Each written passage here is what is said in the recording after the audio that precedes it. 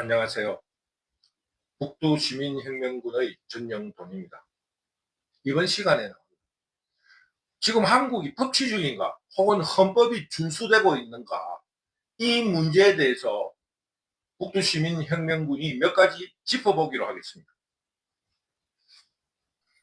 온갖 단어에 갖다 붙이는 민주화, 결국 그것이 경제민주화라는 요망스러운 단어로 탄생했습니다. 이런 경제민주화라는 이런 요망스러운 요상스러운 단어에 기대가지고 소득주도 성장이라는 정체불명의 경제 이론이 등장했습니다. 이것은 헌법에서 이야기한 자유민주주의에 대한 개인의 자유와 경쟁을 앞세운 헌법에서 보장되어 있는, 규정되어 있는 자유민주주의 헌법에 위배됩니다.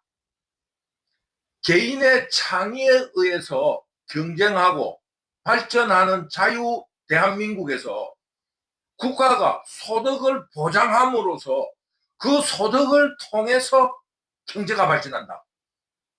그게 무슨 논리입니까?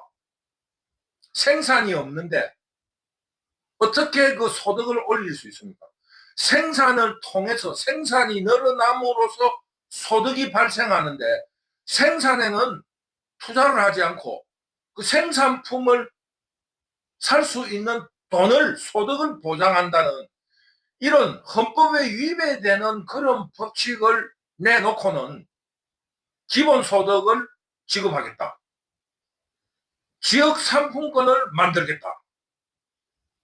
온갖 이런 정부가 개입되는, 쉽게 말하면 개인의 창의를 중시하지 않는 이런 경제 정책을 내세우는 이것이 올바른 법치국가냐, 헌법을 지키고 있는가, 여기에 대해서 북두시민혁명군은 헌법에 위배된다고 생각합니다.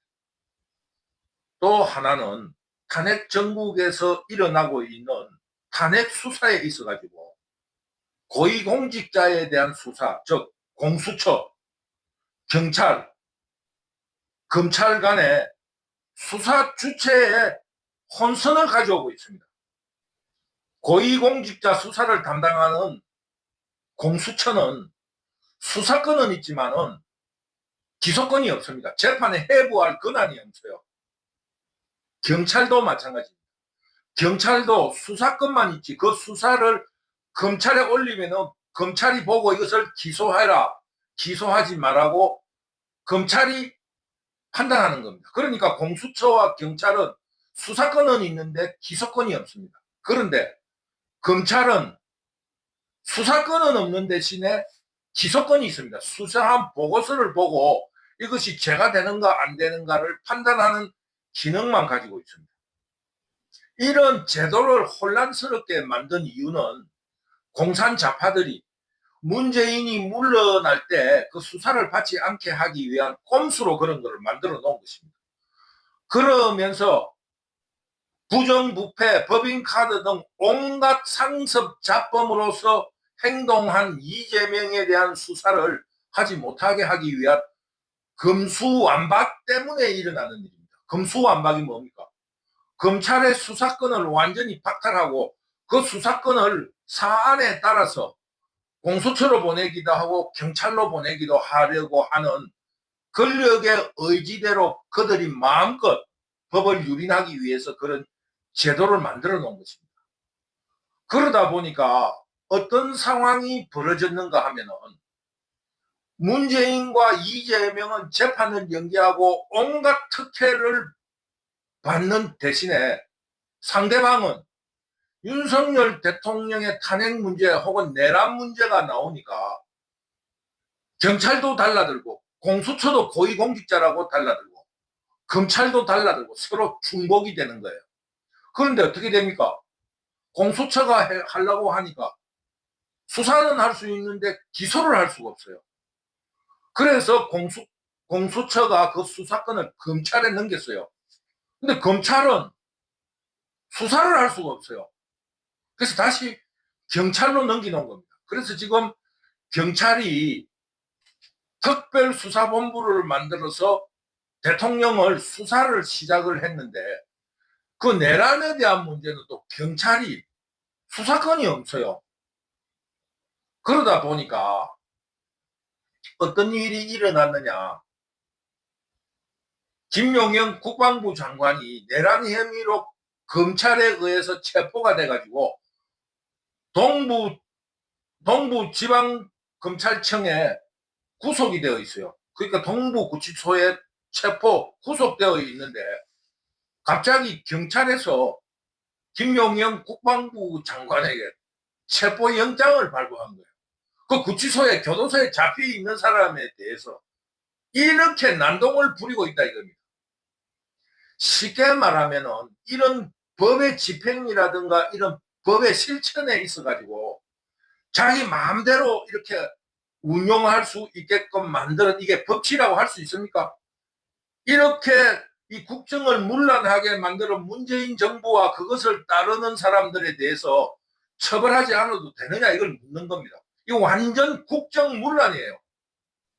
또 하나는 공산 좌파들이 자신들이 장악한 의회 독재를 바탕으로 자신들을 수사하거나 또 자신들의 의회 독재를 방해되는 사람들에 대해서 탄핵을 하고 또 탄핵 심판에 유리하기 위해서 그 헌법재판소 인원이 9명인데 국회목으로 지명해야 될 세 사람이 임기가 끝나서 비어 있는데도 그것을 보충하지 않고 있었습니다.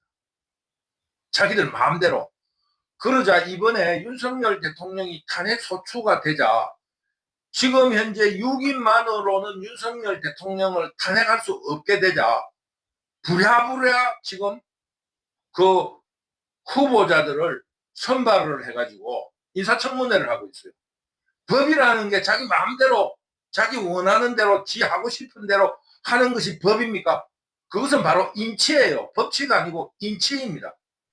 이런 법치에 위반되며 또 탄핵 소추를 앞두고 의회 다수가 자기의 입맛에 맞는 그 헌법재판관을 부랴부랴 임명하는 것 자체도 헌법 정신에도 맞지 않고 국민 정서에도 맞지 않는 겁니다.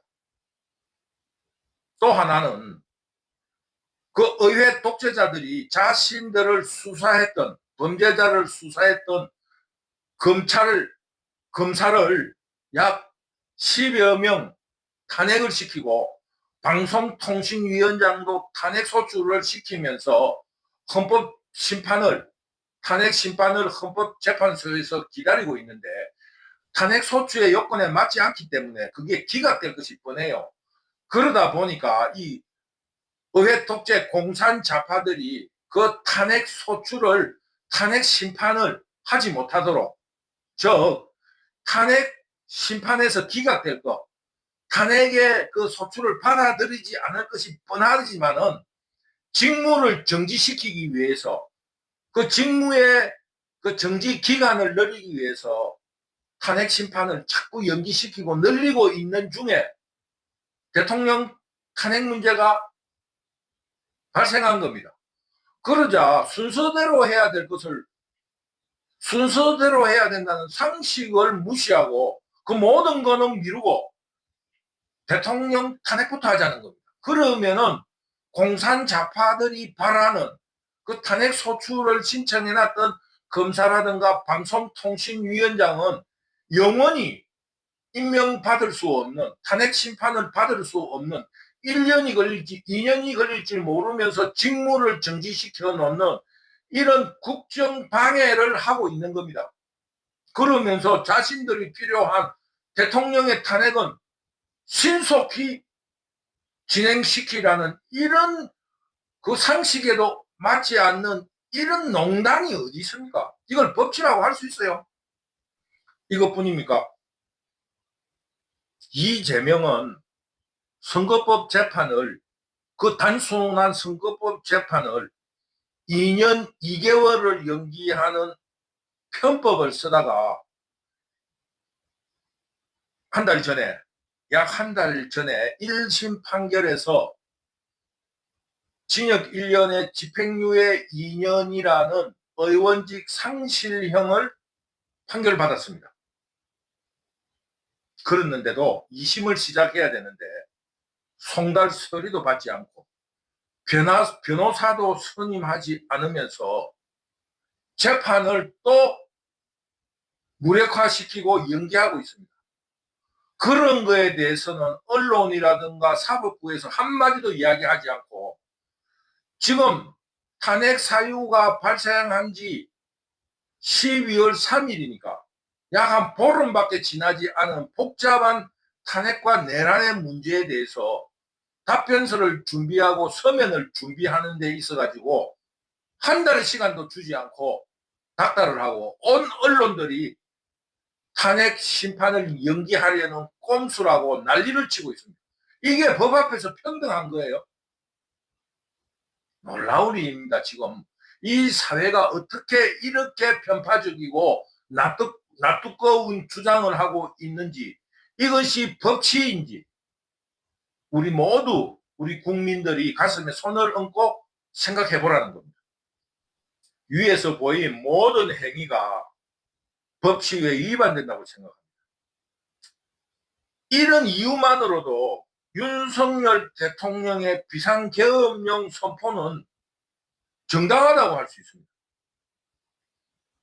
윤석열 대통령의 비상계엄령이 국격을 떨어뜨리는 것이 아니라 공산 좌파들이 법치를 무시하는 행위가 도리어 더 국격을 떨어뜨리고 망신스럽게 한다고 북두시민혁명군은 생각합니다. 그러므로 자유우파는 법치를 위반하고 또 자기 마음대로 법을 운용하는 그 공산 좌파에 대해서, 그리고 공산 좌파가 다수를 점하는 국회에 대해서 국회 해산운동을 목표로 싸워야 한다. 그러면서 의회 독재를 물리치는, 척결하는 진정한 자유민주주의를 위해서 투쟁해야 한다. 이런 결론을 북두시민혁명군 유튜브 시청자들과 함께 투쟁의 각오를 다지고 싶습니다. 오늘도 북두시민혁명군 유튜브를 시청해 주셔서 감사합니다. 감사합니다.